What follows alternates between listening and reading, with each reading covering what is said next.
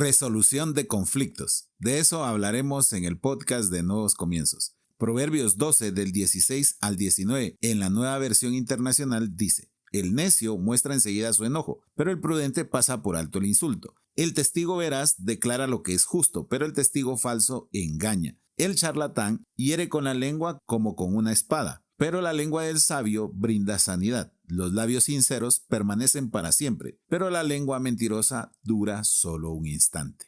Todos nos vamos a ver rodeados de diferentes conflictos, ya sea en el trabajo, en el hogar, con los amigos, en la universidad, en la iglesia, en donde sea. Para que exista un conflicto, solo basta con que exista una opinión diferente entre dos personas. Y hay conflictos que comienzan a regarse como se riega el chisme. Y de repente ya no hay conflicto entre dos personas, sino entre 4, entre 10, entre 15, entre 20. Él me dijo, yo le dije, él contestó, y así sucesivamente va a ir creciendo y creciendo y creciendo porque no nos han enseñado a manejar los conflictos. La palabra de Dios lo primero que nos dice es que no nos enojemos rápidamente, que siempre meditemos. Hay algo que es bien difícil, pero que si lo logramos dominar, nos enojaríamos menos y tendríamos menos conflictos. Y es ponerte en el lugar de la otra persona. ¿Por qué reaccionó de esa manera? ¿Hice algo malo? ¿Supuso algo que no era? ¿Lo puedo aclarar? ¿O simple y llanamente me voy a desquitar? ¿Te das cuenta? Es que son diferentes pensamientos. Cuando el conflicto comienza es porque yo necesito desquitarme. Necesito ser de palabra fácil. Necesito ser esa persona que dé su opinión aunque lastime a todo mundo y aunque solo encienda más el fuego. Muchas veces nuestras palabras deberían de ser el agua que se necesita para apagar el fuego, no el leño para encender aún más ese fuego. Si no vamos a decir algo que aporte a la resolución de conflicto,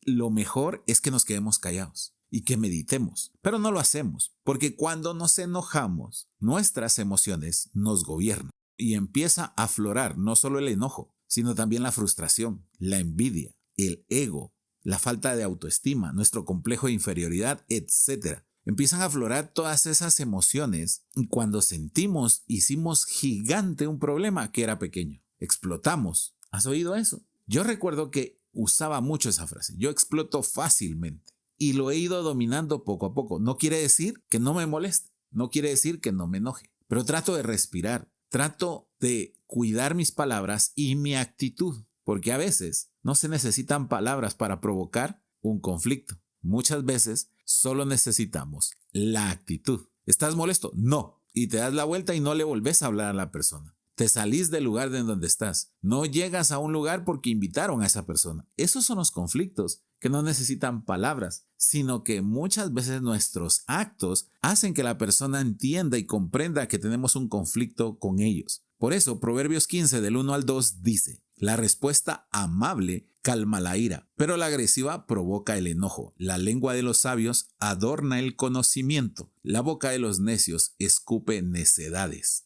Es interesante, ¿verdad? Porque cuando nosotros vamos a devolver amabilidad a la ira. Siempre cuando iba al gimnasio de karate, nuestro sensei nos decía lo siguiente: para que exista un pleito deben de haber dos personas. Y las dos personas tienen que estar dispuestas a golpear al otro.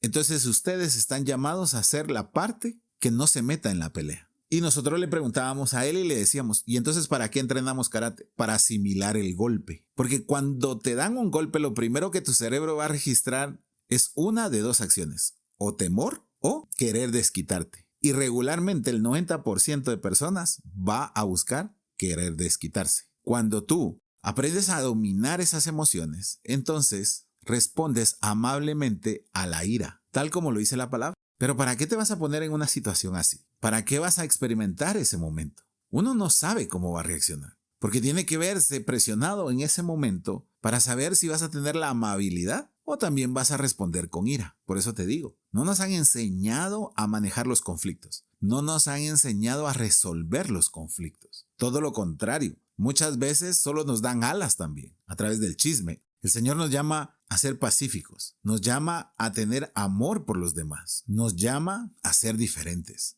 ¿Es fácil? No. Y en serio, nada de lo que pide el Señor en la Biblia, en esta sociedad, es fácil. Por eso es que el camino de la verdad y la vida es angosto. No todos van a poder pasar por ahí. Pero es parte de nuestro crecimiento espiritual, es parte de agradar al Señor con nuestras acciones. Porque acuérdate que nosotros debemos de amar a nuestro prójimo como a nosotros mismos. Y ese es un mandamiento que tenemos que cumplir y lo hemos omitido. No me digas que amas a tu prójimo si tú lo insultas, si tú lo golpeas, si tú hablas un chisme de esa persona. No lo estás amando, todo lo contrario. Estás buscando un conflicto y estás involucrando a otras personas que no tenían nada que ver ahí. Tampoco seas de esas otras personas que si tu amigo tiene un conflicto, también es tu conflicto. Esa es una tontería. Disculpa que te lo diga así. Porque entonces tú solo estás echando gasolina en ese fuego. Cuando nosotros deberíamos de ser los consejeros que llamemos a la cordura.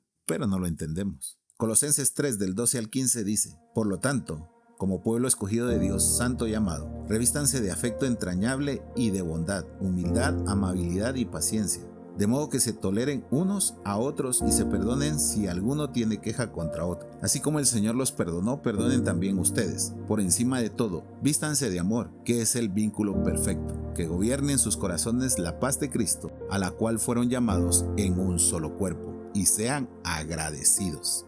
¿Qué mayor ofensa que la que cometemos con nuestros pecados? Y aún así, Jesucristo nos sigue perdonando, porque Él es nuestro abogado delante del Señor. Y qué mejor ejemplo, qué mejor manera de resolver conflictos a través del amor. Eso es lo que tenemos que aprender. ¿Quieres resolver conflictos? Ama, perdona, sé sabio. No te dejes dominar por tus emociones, porque entonces sí, serás una persona que resuelve conflictos. Padre, en el nombre de Jesús te damos gracias. Te pedimos, Señor, que nos des la sabiduría para poder resolver los conflictos. Que nos dé la sabiduría para que seamos personas que no nos dejemos dominar por nuestras emociones, sino que realmente acudamos a tu palabra y podamos poner en práctica lo que hoy hemos escuchado. En el nombre de Jesús, amén y amén.